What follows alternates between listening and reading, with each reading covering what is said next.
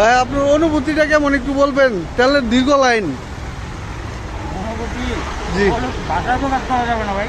ভাষায় প্রকাশ করা যাবে না। তারপরে কতক্ষণ ধরে দাঁড়িয়ে আছেন আপনি? 11টা থেকে 11টা থেকে এখন কয়টা বাজে?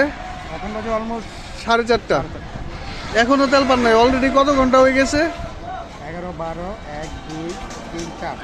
পাম্প কর্তৃপক্ষের সাথে কথা বলছিলেন? হ্যাঁ, তেল দিচ্ছে তো।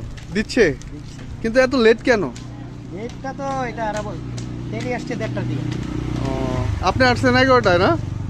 ঠিক আছে।